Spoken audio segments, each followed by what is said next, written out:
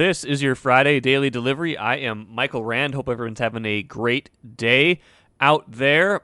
Lots to get to today, as usual. I'll have Mark Craig on in a little bit to talk football, talk NFL picks. Vikings at Ravens this weekend. No Garrett Bradbury in that game. I'll get to that in a little bit here as well. Mark's picks, hoping to have a better week than last week when he really struggled to get those right, unfortunately. Also have Jerry Zgoda on the show to talk Minnesota United soccer. Big weekend for Major League Soccer, big weekend for the Loons. Figure out if they make the playoffs or not. Need a result against LA Galaxy, or else they're going to need some help from other teams in order to make the postseason on Sunday when all those teams play at the same time. We're going to talk about Jerry Kill back head coaching, and we got to talk about Cat. Karl-Anthony Towns saying he was hacked, saying that his Twitter account was hacked when the account liked a tweet. Interested to know more about that from Cat as well. But first, what did I miss? Let's talk a little bit about Garrett Bradbury going on the COVID list for the Vikings. It's it's an interesting story for the Vikings because, Bradbury has struggled all year. We look at his Pro Football Focus grade. It's not been great. He was dead last in pass blocking going into this week among qualified centers in the NFL. So now they turn to Mason Cole, a backup who they acquired before the start of the season to kind of be an emergency use along the line. They haven't had to use him this year, but guess what? Mason Cole played about as much as Garrett Bradbury did last year. He's kind of along the similar track. He's a year older than Garrett Bradbury, kind of at a stage of his career where Bradbury, frankly, might be next year, where he's looking for a second chance. But if you look at the blocking stats from last season, you'll see that Garrett Bradbury and Mason Cole were pretty similar, and that's not great. If you look at pass blocking grade from last year, Garrett Bradbury again shows up dead last in the Pro Football Focus rankings, 38.8. Mason Cole wasn't much better. He was 30th in the league. He did play 913 snaps with Arizona last season. Garrett Bradbury played 1,082 with the Vikings. So looking at the numbers, it's I don't know how much of an upgrade this is. I mean, Mason Cole had a lower overall grade even than Mason Cole did, or Mason Cole had a lower grade than Garrett Bradbury did overall. But if you look at some other numbers, it does look a little bit better. Mason Cole only gave up 2 sacks last year. Garrett Bradbury gave up 5. Mason Cole gave up 23 pressures. Garrett Bradbury gave up 29. So maybe an opportunity to get a look at someone like Mason Cole with Garrett Bradbury on the COVID list, see if there's anything he can add to that position. But that offensive line, which struggled so much against Dallas, Kirk Cousins just didn't have a whole lot of time to throw. That's going to have to get better. Now, it's interesting thing this year, the Vikings have not given up all that many sacks this season, so whatever's showing up as pressure is showing up more in the form of short passes before the sticks instead of long losses on sacks. Vikings have only been sacked. Kirk Cousins has only been sacked 10 times this year. That's third fewest in the NFL, but you're still getting that pressure rate that's not allowing him always to get the ball off and have those downfield shots, the intermediate passing game they need. So I will be curious to see if Mason Cole gives them anything different than Garrett Bradbury did, and whether once Bradbury is back from the COVID list, if they stick with Mason Cole rather than going back to Garrett Bradbury. Take a playcation to Mystic Lake. With 24/7 gaming, the good times never have to end. And you can satisfy your cravings at our restaurants and bars. Or relax in one of our luxurious hotel rooms. Those that play together, stay together. And don't forget to join Club M so you can spark new memories and bask in the rewards along the way. Follow the lights to Mystic Lake, where every day is playday. Fridays on Daily Delivery, we like to do a NFL picks segment with Mark Craig. You can find those online and in print, Star Tribune, StarTribune.com. Mark, I won't tell you that it was a bad week last week because you have already told yourself the introduction to your picks, your written picks segment was pretty hard on your 5-10 week last week. Do you have, am I on the hot seat next to Zimmer or what? I wasn't sure I was going to be brought back for this week after, I went 5-10. I even, as Chris Miller pointed out to me, I even jinxed Derrick Henry, going on and on about how he's the most durable back in the history of the National Football League, and he breaks his foot. So I think I did some damage to just about everybody, although the 3 of the 5 picks that I did get, 3 of my survivor picks. So I did at least move on in that situation. At least. Well, let's talk about this week. Some intriguing matchups in the Central and the NFC North. Vikings at Ravens. Vikings are 6-point underdogs coming off that really disappointing Halloween night loss to Cooper Rush, future Hall of Famer. It looks like now Cooper Rush. Like you mentioned in your picks, written picks, Danielle Hunter out for the year now. There's still no Patrick Peterson. The play calling and the offense seems discombobulated. That said, this is still a team with some veteran pride and a team that needs to win this game. How do you see them coming through this one? Yeah, like Cooper reminds me of the Bears quarterback that they played. I could draw a blank in 2003 down in Chicago. He can join the Hall of Fame with that guy. It was like his only win that he had in the NFL, one of only 2.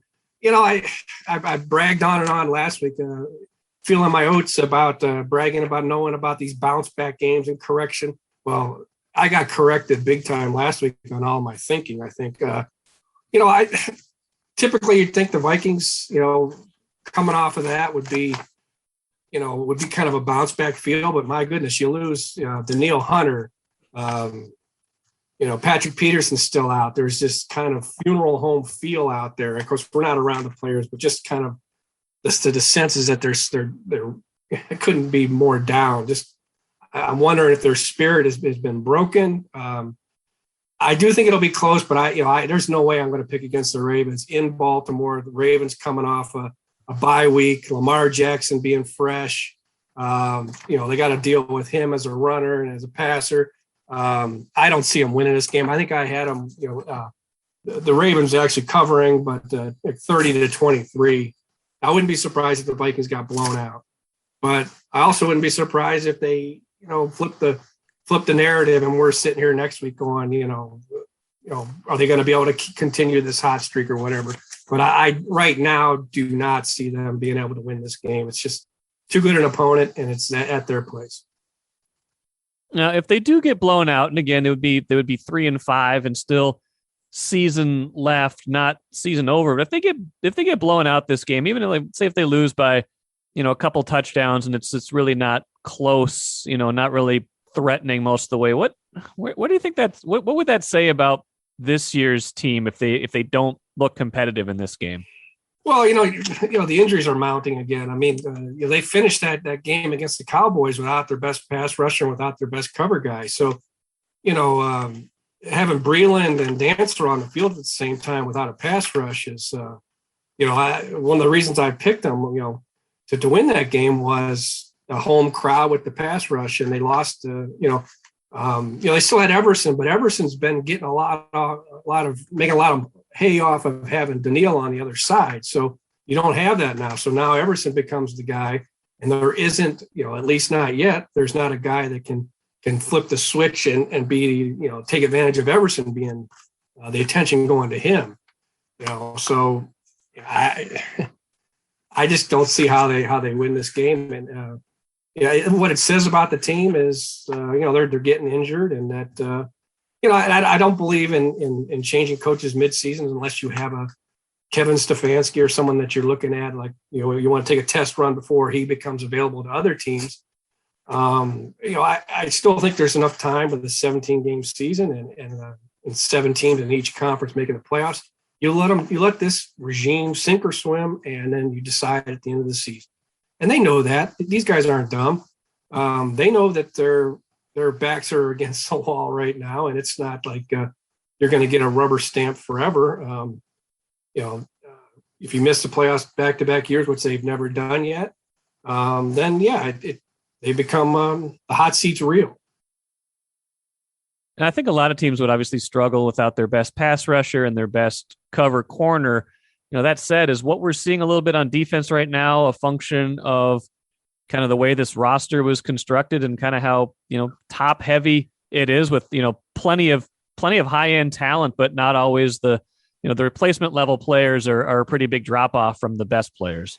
Yeah. I mean, whenever you jump into the $34 million quarterback arena, it changes how your team is constructed. And, their window probably was 2 years ago when they went to New Orleans and won, and they still had the veterans on defense. They were still, it was Cousins' second year, I think. That was it. That's when, you were supposed to hit the target. And then after that, it became, our quarterback's too expensive. And then suddenly you have a year where you're all rookies in the secondary, and now you see that didn't work. So now you're trying to piece it together with 1-year contracts. So when you don't hit the target and you have a quarterback that makes that much money, then it starts to fall apart. And it's certainly looking that way right now, that it's falling apart. And then if you throw in injuries on top, that they get, then it really falls apart. Speaking of high-paid quarterbacks, Green Bay will be without theirs on Sunday against Kansas City. You noted the line moved like almost a touchdown when he was ruled out because of COVID. Interesting situation there. How do you think Jordan Love does against, a Kansas City defense that hasn't been great by any stretch, but still, he's no Aaron Rodgers at this point? Yeah, that's it's sort of like, we know as much about him as we knew about Cooper Rush. I think you spent half the game calling him Connor Rush. You just don't know. I mean, and this is kind of a good. You got to play at Kansas City, which is, I think I picked them Kansas City to win by 10. I don't see it, but I don't know enough about Jordan Love to know that he'll be any good, or he might pull a Cooper Rush, or he might just look totally confused and pull a Christian Ponder. I don't know. It's going to be fun to watch because. I think this is and Kansas City has become a frustrating team. You should just pencil them in for however many more points than the other team. But now they're turning the ball over a lot. Their defense is terrible. I wouldn't be surprised if the Packers won, but they lost the one guy that, basically if Aaron Rodgers is playing, you pick him, I pick him, and then I'll take my loss. But in this situation, I can't see them winning because where they're playing and Patrick Mahomes being on the other side. A couple other good games we should talk about. Browns at Bengals. A couple teams that have been kind of up and down. Cincinnati, one of the better stories of the year, but no guarantees here. What are we thinking in this one? You've got a close one, I think. Yeah, I got the Browns winning by a point. I've never picked so many games where it's just a point or two difference because it's just a close league right now. I watched the Browns. I had a chance to watch the Browns-Pittsburgh game on Sunday, and they didn't. At the end, it was starting to lose a little faith in Baker Mayfield, and just kind of I don't want to say the play calling, but it was just left a lot to be desired at the end when they were trying to to move the ball. And then again, Pittsburgh. You always count Pittsburgh out in this season or going into this season, and that's a bad thing to do. And in Cincinnati, I mean, heck, they wiped out half of one of my survivor pools. I'm sure everybody's, you put a lot of faith in them, and they're still a young team. But for them to be on the road playing another guy, Mike White, who had never started before. So I picked the Browns. Just I really don't know why, because it's in Cincinnati. But I think Cincinnati is still a young enough team that it's going to be a roller coaster, and I think they're going to be down for a little bit here. Last one I want to talk about is Adrian Peterson playing for the Titans. Derrick Henry out. This is a better matchup when Derrick Henry was in, but Titans at Rams still has some intrigue to me. You've got the Rams by 10. I'm still trying to figure out just how good the Rams are, but they seem like they might at the end of the year be the best team in that conference. Yeah, I mean, the Rams, 3 weeks in a row of the week for me because it was such an easy pick. I mean, they played the Giants and the Lions and I think the Jaguars or whatever. Losing Derrick Henry is about as tough for Tennessee as losing Aaron Rodgers is for Green Bay, just because of how their offense is built. I mean, the guy was just carried them. That's not to say that Tannehill can't do it. They got some talent at receiver. It'll be fascinating to watch how much Adrian's able to give them. But they got some other guys that they brought in to help at the running back, and they got a practice squad guy. And so do they piece it together? How many carries will Adrian get? It's going to be fun to watch, but I just don't think – I think the Rams are too good.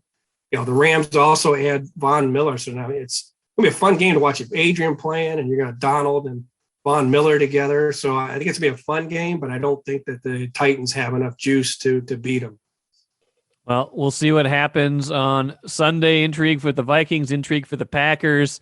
And, well, too bad the Vikings weren't a little closer to Green Bay. They might be able to pick up some ground at some point here, but that division race feels like it's almost over already, even though they haven't played each other yet. It certainly feels that way, but just because of, again, the Hunter injury is just massive, as we saw last year. Maybe Pierce comes back and plays this week, but this Patrick Jones, it's never seen the field. He needs to be what they thought he was going to be, and he needs to do it a year sooner than I think they wanted him to do it. So, we'll see, but I'm not seeing them contend. I'm not seeing anyone contend with the Packers right now. Good stuff, Mark. Hopefully this week goes better than last, and we'll review it all. Yeah, we hope so. We'll review it all next week. We'll see you later. All right, see ya. Jerry Kill will be back on the sideline, taking over as interim head coach for TCU. First time he'll be on a sideline as a head coach in more than 6 years. And citing health concerns, of course, he retired from that Gophers job on October 28th, 2015. He's been in various places since then, working in athletic administration as a assistant coach, coordinator, and he's been helping with the offense at TCU for the last 2 years. He will be taking over on the sideline for the last 4 games of this season. It'll be cool to see him do that again, because he had this program at the University of Minnesota going in the right direction before, of course, those health concerns forced him to step aside. Maybe he can give TCU a little bit of that stability that they seem to be lacking right now. Happy to have Jerry Zgoda back on Daily Delivery. Covers Minnesota United. Big weekend. We're gonna figure it all out on Sunday. It seems like United has a big match against LA. Win they're in, tie they're in, but a lot of scenarios in between. What do we know about their playoff status right now? Well, I think they came through the last couple of days fairly decent, but if it comes down, it's pretty simple. They get a result, as you said, a draw or a victory, they're in. Home field is out because Portland won last night to clinch the 4th spot, so they're playing to see where they would go. But they're going to be taking their chances if they don't win. It'll go down to all kinds of different tiebreakers. You go from, I think they start with total number of wins to goal differential to goals for, and they keep going down to such obscure things as fewest disciplinary points and all other things that determine it. But they play the Galaxy, they beat the Galaxy, they're in. They draw, they finish ahead of them, they're in. After that, it's rolling the dice to see what else happens on Decision Sunday. Or Decision Sunday. And obviously they put themselves in this good position by winning last weekend. Obviously that was a big one. They'd be in a real kind of fight right now if they hadn't gotten that result against Sporting KC. Did you see things in that match that make you think, okay, not just getting into the playoffs, but that's a team that can compete? Well, they need their front 4 guys to play well for them and to win for them. They need for them to score. I mean, they've been creating stuff. They haven't played together all that much, maybe 6 games, and you hope that with each game they get a little bit better and they get in the playoffs and you get on a run and Unu starts scoring some goals and Fragapani gets some more, and maybe even Reynoso 1 or 2 like he does in big games, and then see. But they need those guys. They've invested the money in them. They need those guys to win games for them, and just coming close and having all kinds of chances isn't gonna do it. So what do you think their strategy should be going into this game against the Galaxy on Sunday? I mean, if you only need a draw, I don't imagine you're going to go in full on attack mode, but you don't want to sit back and invite yourself to be, get the play taken to you, and suddenly you're down a goal, even if you're trying to be conservative. Yeah, they've been pretty good on the counter attack, but I don't know. I'm no Adrian Heath, but I think you just go out there and you play to win. Just see what happens and to see who helps to see who you'll be paired up with in the playoffs. Whether you're going to have to face a Seattle or a Sporting Kansas City, even though those two teams have kind of stumbled here a little bit in the last week, they're still the quality of the conference. So I don't know. I think if you just go in there to play for the tie, I think you kind of let yourself open yourself up to all kinds of things. They play better, when they're pushing forward and when Reynoso's creating for them. Okay, good stuff, Jerry. Couple more things here. You think they're satisfied? Every team starts the year. Let me start over. Every team starts the year, wanting to win a championship. I think they had those aspirations. What do you think their minimum expectation level is as far as, is just getting into the playoffs good enough? Or, when you had a team that had higher expectations than that, is there more to it? Well, I think if you get there, I think you probably avoid the questions of, what's in the future? Who do you go forward with in terms of not necessarily players, but, the question of does Heath and the coaching staff stay and all that stuff? I think definitely you've got to make the playoffs. Otherwise, you open up all kinds of things. It'd be a very disappointing season if they don't make it. And I think they still think they can make a run. They've played better. They've had 3 wins and a draw here in the last four or five games. So they've played better. Sundays was a big game. It was they get down early and you think they might maybe just kind of fold, give up a second goal, and they go and get 2 of them. And we'll see. We'll see if that's a sign of the backbone that they have. They've got the talent, but it's been either because of injuries or because when guys have gone for international play, they've never really, they've had too many points they squandered, and now you get to the playoffs, you can't do that.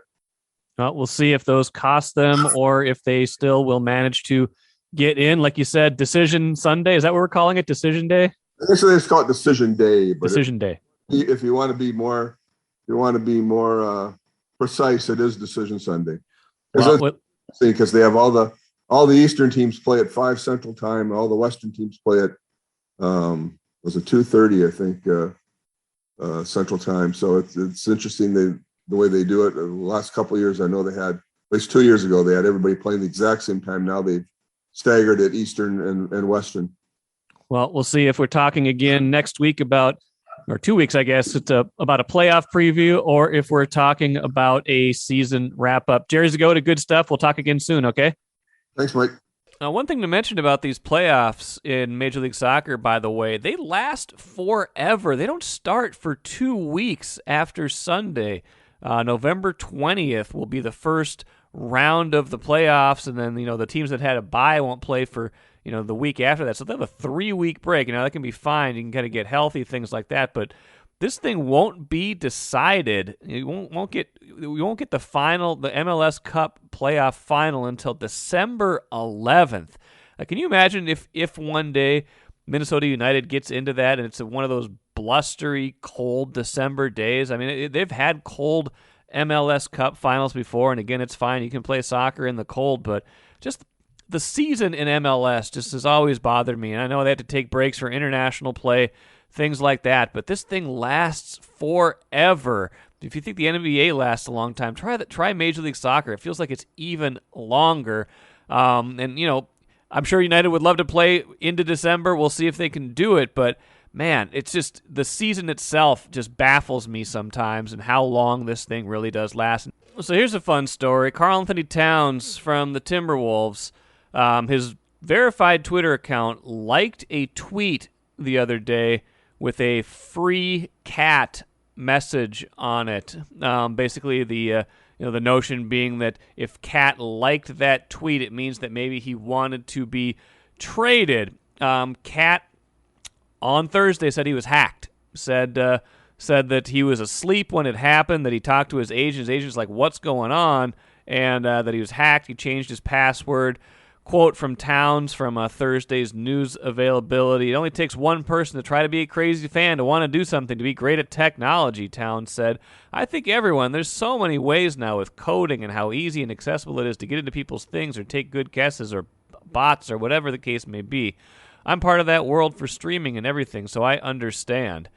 He said, sorry to Wolves fans. I don't want to cause any hysteria or anything like that, but just know I'm very happy. I know we're on a skid, so it came at the worst possible time, that little hacking. Just know I'm very happy here. I'm excited to hopefully build more years here, not just this year. Now, we'll take Cat at his word, at face value, but I've never seen a movie about hackers where they break into something and do something so benign as like one tweet. Why not break into his account and write a whole message? Why not break into his account and do something really daring? Why break into his account and just like one tweet? I guess that will forever remain a mystery for other people to solve. Let's finish with the cooler. The NFL is investigating Aaron Rodgers and the Packers for their role in did they follow COVID protocols and in this whole issue of Rodgers lying about being vaccinated? Of course they didn't. He gave interviews where he didn't have his mask on. He was at a Halloween party where he didn't have his mask on. Obviously, they have violated protocols. I mean, it feels like the hot dog guy meme from I Think You Guys Should Leave. Like, we're trying to figure out the guy who did this. Yeah, Aaron Rodgers did this. He violated protocols. Now, from what's been reported, there wouldn't be any kind of suspensions that would come from this. It would be fines. So don't get too excited about this. Even if they did decide something was amiss, there wouldn't be anything all too serious for a guy who's made hundreds of millions of dollars in his career. That said, this is something the NFL has to prove they take seriously, and that their league isn't just a two-tiered system geared towards stars. Good luck with that. That will do it for today. Hope you guys enjoyed the week. Be back at it Monday. Sure, we'll have plenty to talk about with Patrick Royce from that Vikings against Baltimore game. Gophers against Illinois this weekend. Lots of other teams in action. Go back and listen to the rest of the week if you missed it. You got a whole weekend to do it. Thanks for listening. I'm Michael Rand. We'll be back at it on Monday.